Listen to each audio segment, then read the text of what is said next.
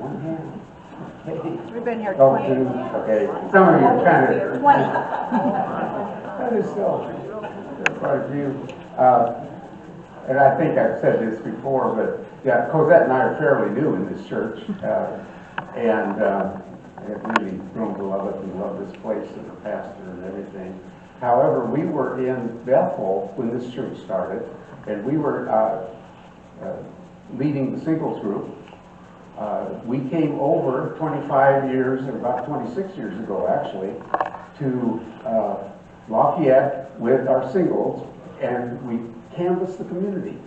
Jim Peterson had been leading the singles group. Cosette and I took it over from him, and we passed out flyers, said we're going to start a new church, and that's how it got. And we moved away, went to other churches, and came back. And here it was, thriving. So anyway, a lot has been done in this community in 25 years, and we need to pray it will continue. Because there's a lot of people in this community that need the Lord. Really do. Okay, just a couple of announcements before we get into the lesson today. We'll be in Joshua chapter 8, finish that up. If those of you that are interested in keeping up with what is going on in Israel, this is a news channel, I-24 News. It comes from Tel Aviv. You can get it if you have the Comcast and have access to it. You can see it live 24 hours a day on that. If not, you can go to your computer and just Google I-24, and you can see the news articles and read them at your leisure. Just as a matter of interest,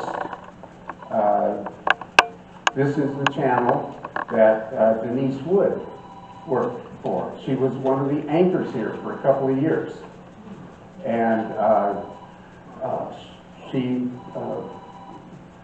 lived in Israel, lived near Tel Aviv, and this was her. You can turn this on and see her. We watched her grow up in Bethel. I guess she was 17 years old the first time we went to Israel, and she was very, very astute young lady. Besides being able to keep up a news anchor, she's since gotten another job. She is working in Tel Aviv, but living in Oregon and working remotely. Hawaii. Her parents are in Hawaii. She is too. Is she there now? Okay. Is she moved permanently to Hawaii? She was the original mover, and then her folks Then went. folks went. Okay. So she is in Hawaii, working remotely in Tel Aviv. Thank you for correcting me. Okay, and she is married to a Jewish man. Okay, so I just put that up there. I think with the things that are going on, we'd like to get up-to-date news. That's the place you can go and get it. I threw this picture in before we get started with the scripture. This is the road from Joshua's crossing of the Jordan River to Jericho. So this is sort of the area that they were camped in just before they attacked Israel, or attacked Jericho. It's a ways across there. I'm guessing a half mile anyway. And this was just recently made open to the public, and there's a baptismal site there now, so you can go down and get baptized in the Jordan River in almost exactly the same spot. This was been closed all those years because of the it was occupied by Jordan. And these signs, if you can see, there's a sign there, the sign there, here's the road. These signs say, beware minefield. And so they just kind of cleared the spot down through there. to go. This shows you a little bit of the terrain and so on that they dealt with going to Jericho. There's still not really a Garden of Eden at all. Okay, so let's turn to Joshua 8 and 30. This is where we left off, and I want to continue then. We remember Joshua has just fought a battle and won, and he has Ai. That's where we were 2 weeks ago, last time we had class. Now, verse 30 makes quite a leap. Joshua completed the battle, 29, verse 30. Then Joshua built an altar unto the Lord God of Israel in Mount Ebal. Ebal was quite a ways north of where they were. Looks like a big gap in there. Okay, as Moses, servant of the Lord, commanded the children of Israel, as is written in the book of the law of Moses, an altar of whole stones, over which no man has lifted up any iron, and they offered thereon burnt offerings unto the Lord, and sacrificed peace offerings. Let's take a look here. There's the map.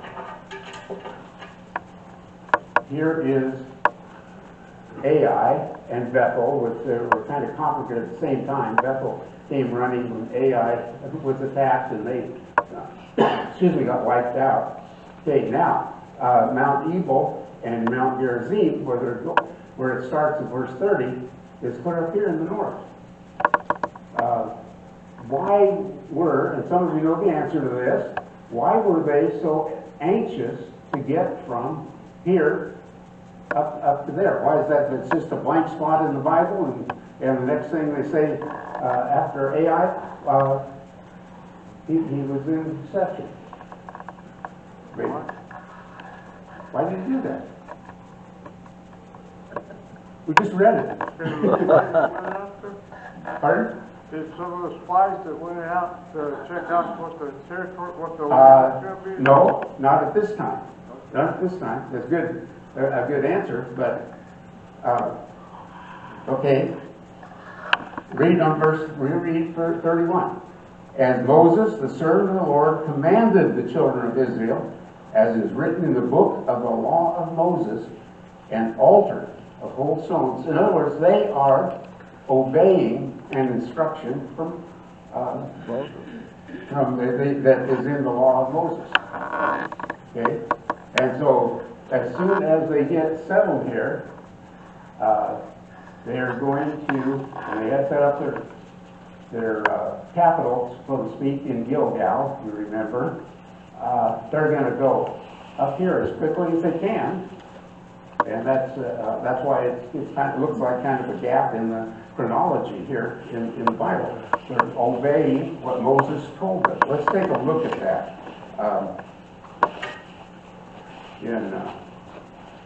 At this one, Deuteronomy 11.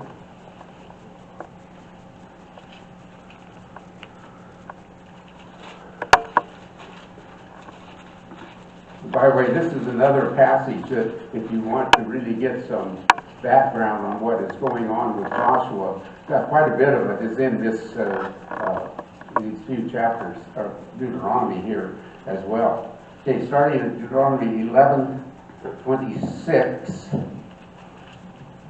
This is Moses. Behold, and this is before, remember, Moses was alive. He didn't get into the promised land. So these are the instructions before they went. Behold, I set before you this day a blessing and a curse.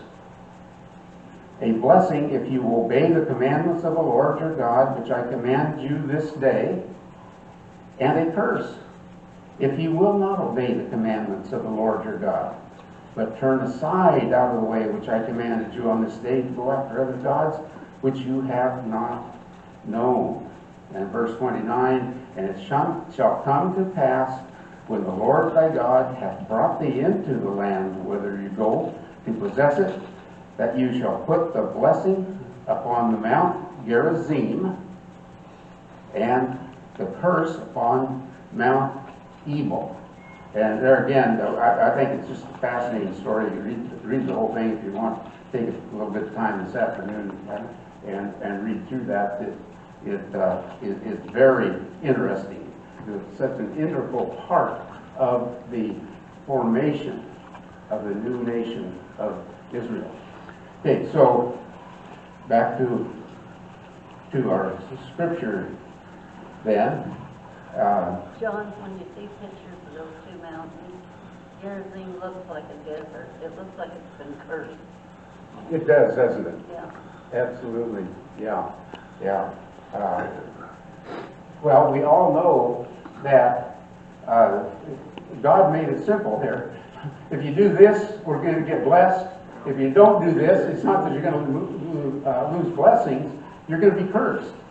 And it's a biblical principle. It's in the New Testament. Are there not only two kinds of people walking here today? Obey God or not? Ones that will be blessed and in heaven, and others that will be cursed and spend eternity in hell. There's nothing in between. He's setting out a principle here that is a godly principle. I know it seems a little maybe strange to us, but that's what it is. Okay, so Joshua has said, build the altar. Let's just go on a little bit here and read the rest of this, and then we can talk about it some.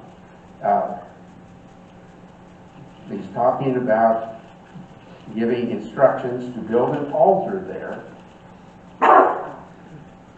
And make sure, what kind of stones?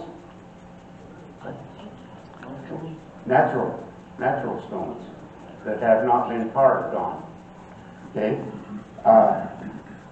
And burnt offerings to the Lord. So it's an altar for offering burnt offerings to the Lord. Okay. And somewhere, and he said right on there, the stones, a copy of the law of Moses, which he wrote in the presence of the children of Israel. Okay, so a copy of the law would be there. And verse 33, and all Israel and their elders and officers and their judges stood on this side of the ark and on that side before the priests, the Levites, which bore the ark of the covenant of the Lord, as well as the stranger, as he that was born among them, half of them over against Mount Gerizim, and half of them over against Mount Ebal. So he split the two, so they could all hear the reading of the blessings and the cursings, as Moses, the servant of the Lord, had commanded before, that they should bless the people of Israel. So that really explains then why there seems to be a gap in the story at verse 30, is that before they go any further with their campaign, they are going to obey what God told them to do. Go up there and read the law of Moses. Okay? And afterward, he read all the words of the law, the blessings and the cursings, according to all that is written in the book of the law. Okay, that's a long day. Has anybody ever read the Pentateuch in one day? And even if he just read Deuteronomy, the law book, that would be quite a thing. And all the people are standing there, half on Mount Gerizim and half on Mount Ebal, to hear the blessings and the cursings. But this is so important to God that they have paused their military campaign in order to do this and to secure the blessings for them.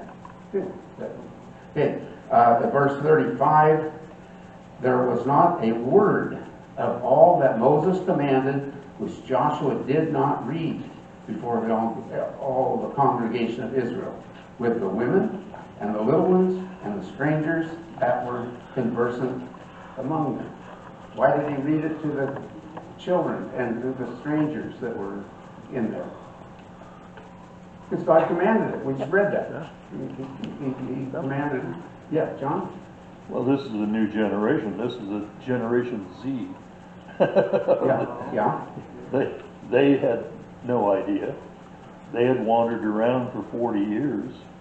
And so here you have a whole generation that was probably under the age of 40 that had never been exposed to any of this before.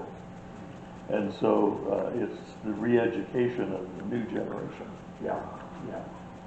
So that was quite a lesson, wasn't it? Yeah.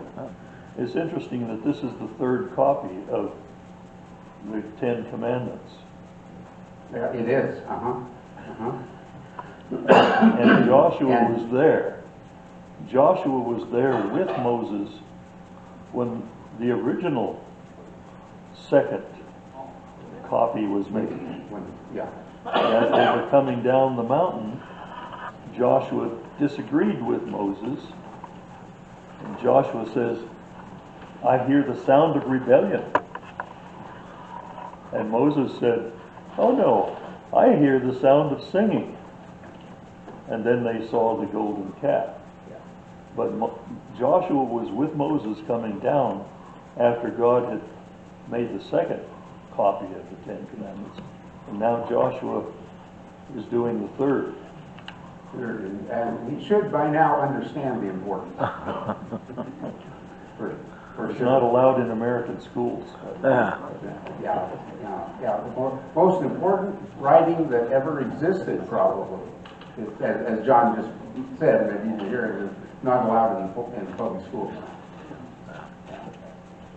Okay, so this is setting them up then for the reading of the basically their Bible.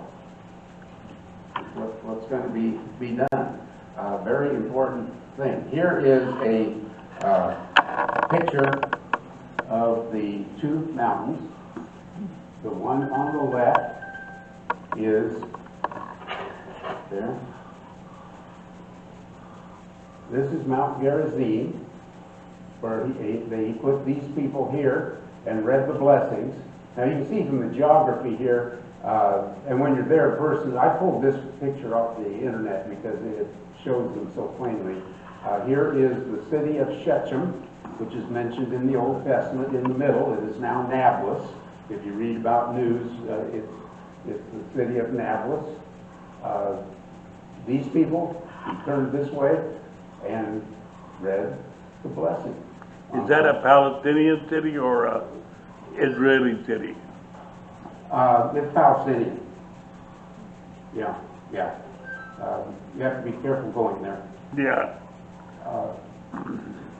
The time I went there, I think it was a time when I had hired that Armenian cab driver. And in Israel, Armenians are safe to go anywhere, in the Palestinian areas, in the Jewish areas, in the wherever they want to go. So he took me here, and these are the hills, and that were there in Joshua's time. It's kind of like an amphitheater It's as far as being able to hear what is being said. Yeah, I don't know, just my impression is that unless there was something supernatural, that someone would be able to stand here and speak and have people on both hills hear him. But God If can it do was a anything. miraculous thing. God wanted them to be heard, they'd be heard. Yeah. And also, they were used to, as we talked about, they had a communication system. They had the leaders and elders and groups and so on.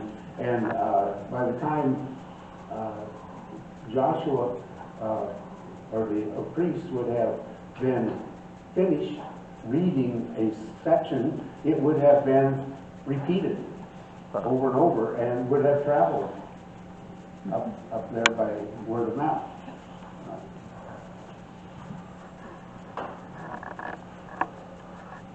Okay. Now, this is want to spend just a little bit of time on this. This is an archaeological find that was made about 2 years ago on Mount Ebal. Ebal is the one where they read the cursings.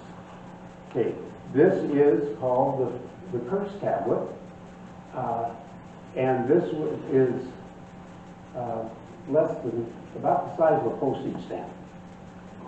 It is a piece of lead pounded flat and then folded. If you're close enough, can you see a little seam here? Yeah. Okay.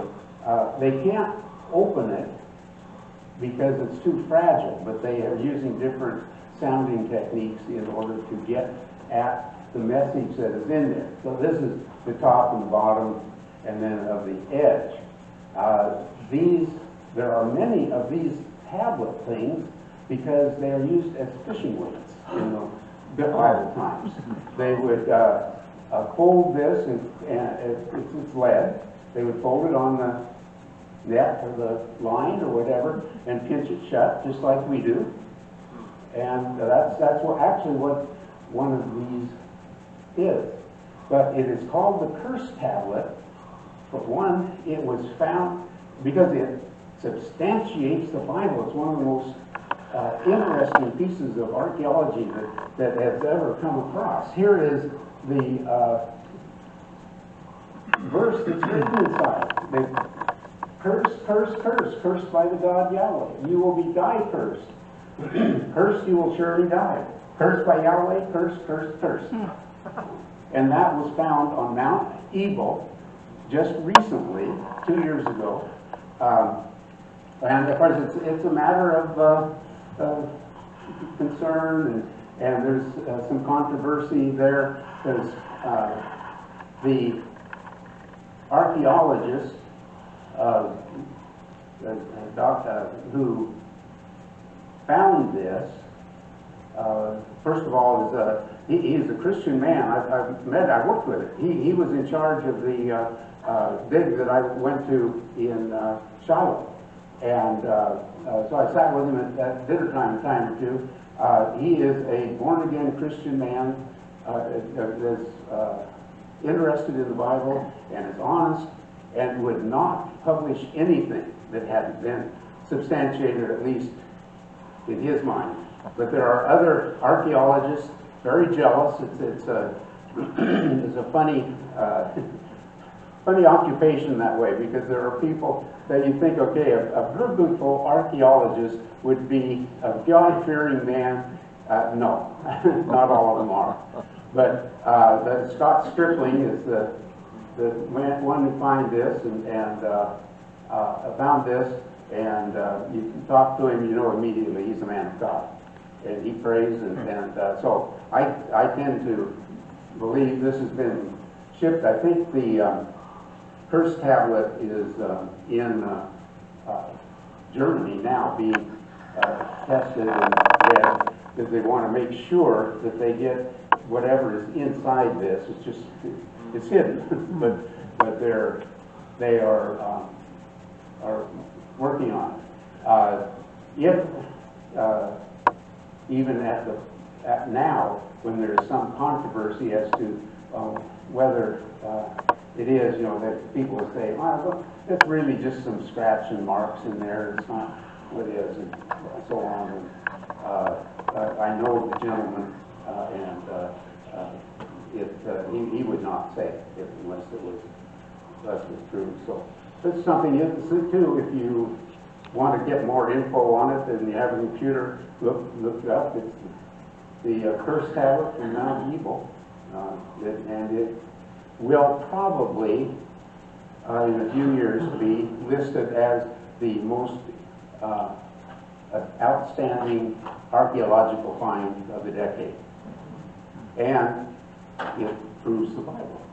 I just wonder, the writing on those tablets, what language would that be? Okay, that's another thing, that it's Hebrew, and it shows some